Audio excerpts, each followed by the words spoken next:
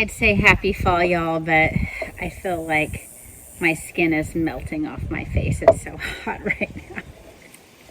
So I had to come inside because the wind, which was very hot wind today for some reason, kept making my tripod fall over. So we came inside. I know it's not as pretty as outside, and I hear lots of comments that you all love it when I film outside, but today inside it is. So I'm talking about fall reads that I would recommend to you. I'm just going to do this rapid fire style, and I'll go in different categories. So first, we're going to start with mystery, suspense type books, and one that I don't have any idea of what time of year we are dealing with, but feels like fall to me just because of the creepy factor, is The Vanishing of Castle Moreau by Jamie Jo Wright. Now this book has a dual timeline, as all of hers that I have read do. I don't know if every single one does, but all of them that I have read have had a dual timeline. And so in the present time, we have a young lady who she is running from her past, and she's desperate for work. She's been hired to come to this castle to help a hoarder who does not want help by her son.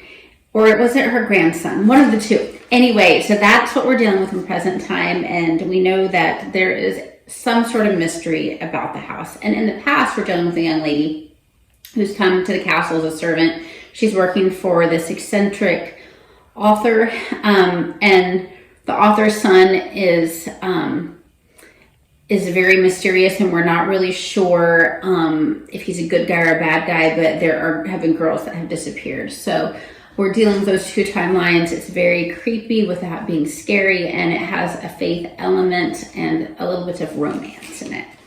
The next recommendation I'm going to give you is a Salt and Pepper, because I always like to give a cozy mystery because fall is cozy season, and that is by Leslie Budewitz. And I think I first heard of this from Novel Idea, and so it's a murder mystery, but I love the locale that the main lady, she has a spice shop, and I don't know, I just kept smelling the different spices, and it felt so cozy while I was reading it. It definitely dealt with a woman who felt very real, didn't feel like an artificial, made up for a cozy mystery character, who was dealing with her own very real, very just seemed like a normal person type of issues. The next one I'm going to recommend is an Agatha Christie, and this is Halloween Party. This again, of course, is a murder mystery with Miss Agatha writing it.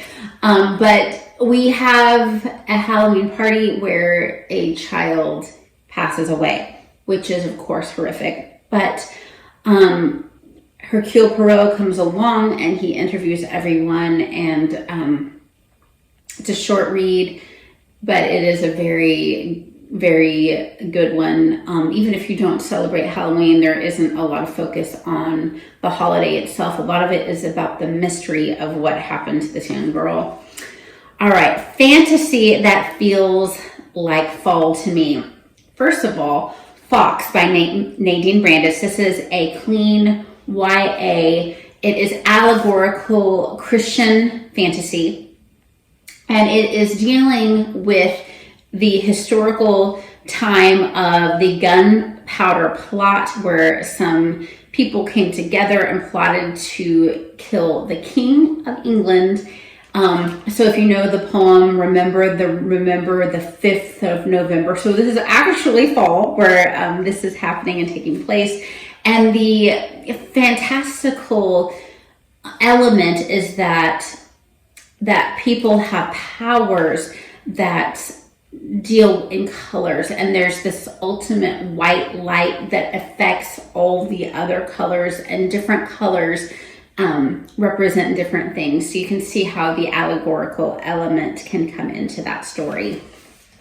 Next, I'm going to recommend The Night Circus by Erin Morgenstern. And it's been a while since I read it, but I don't think I will ever read it again because I'm afraid of the flaws in the book coming out the next time I read it, all I felt was just how magical and atmospheric it felt, and how much I just loved living in the world.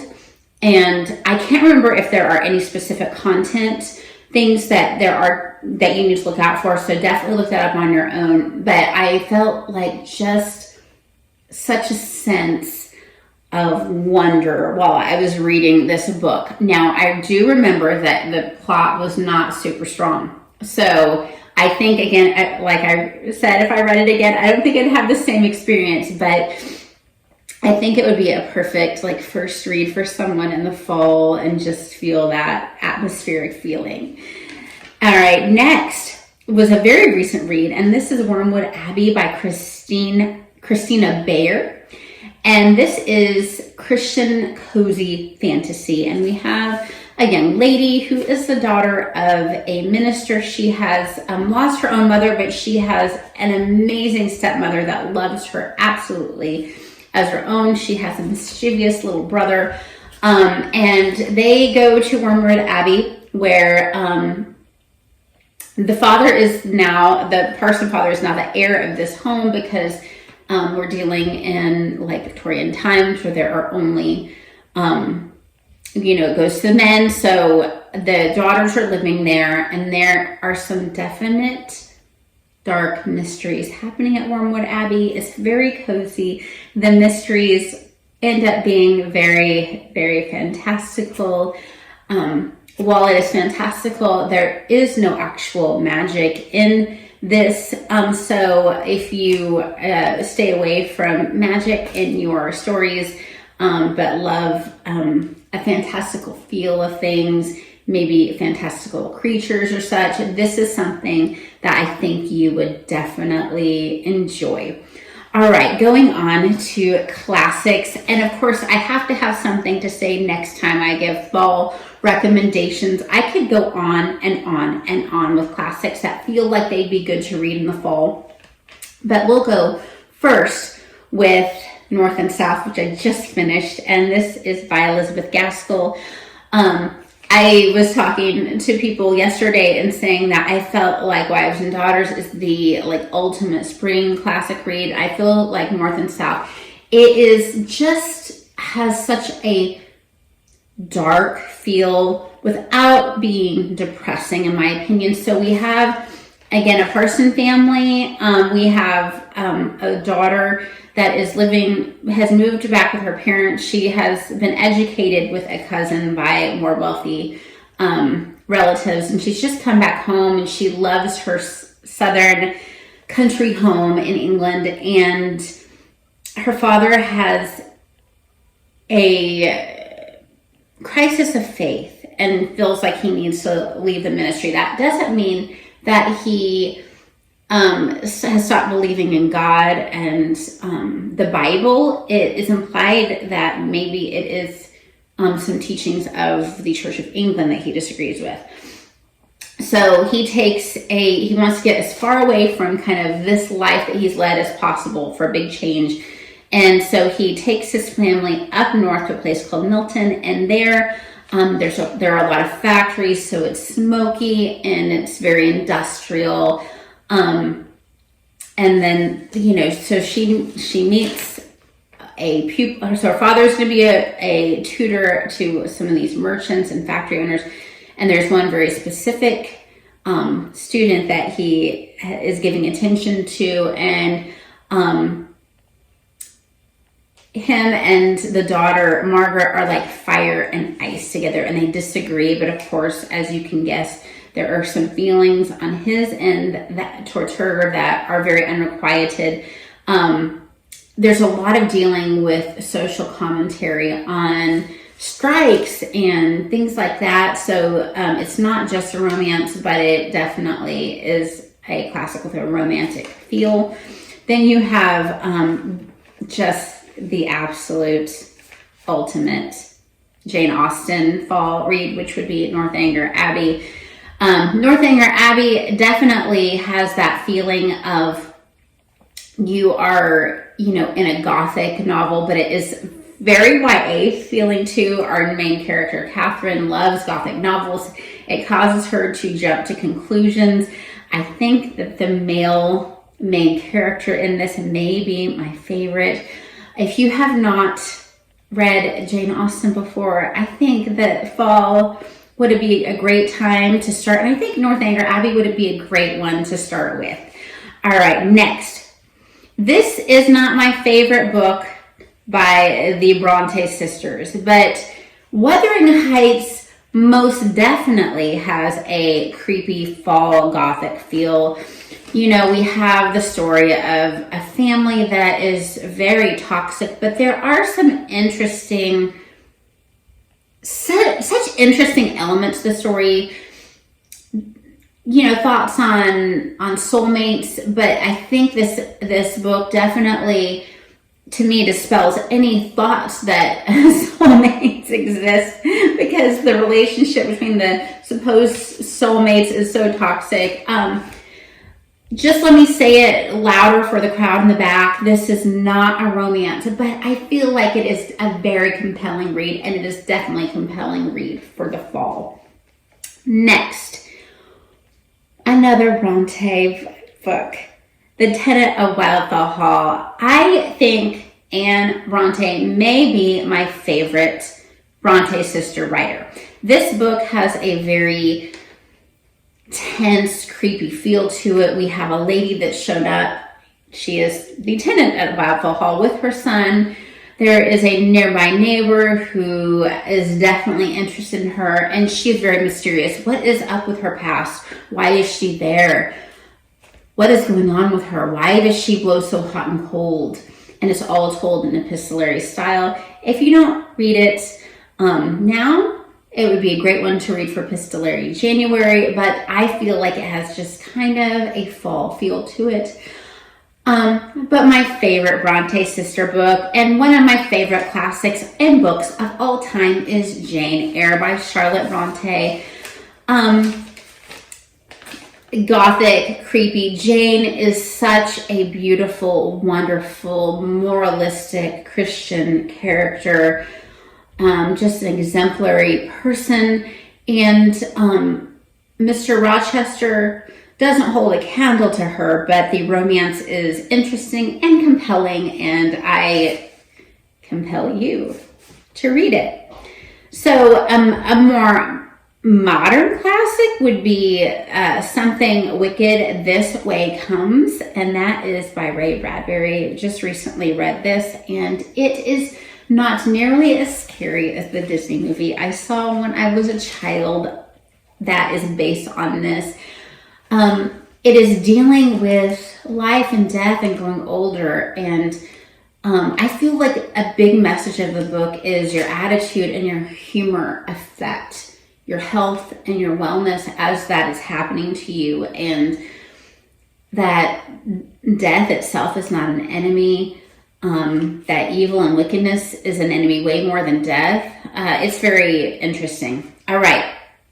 And then a book that's on the cusp of classics and children's books for me is, since I'm getting ready to talk about children's books next, I'm just going to put this kind of in the middle. And that's An Old-Fashioned Thanksgiving by Louise May Alcott. We have a family, mom and dad have an emergency where they have to go away, and the kids are trying to figure out how to put on a good Thanksgiving. There's lots of laughs, there's lots of fun. It's a short read. You can read it aloud if you want to around Thanksgiving time. Not necessarily on Thanksgiving Day. You won't have time on Thanksgiving Day, or maybe even the day before Thanksgiving if you're cooking. But maybe sometime in November, it could be a great read aloud. And then let's go on to some books that I think would be good to read in the fall time that are children/middle grade. First, and this is I'm late to the party. I know I recently read with my kids Lemony Snicket's Series of Unfortunate Events, the first book, A Bad Beginning.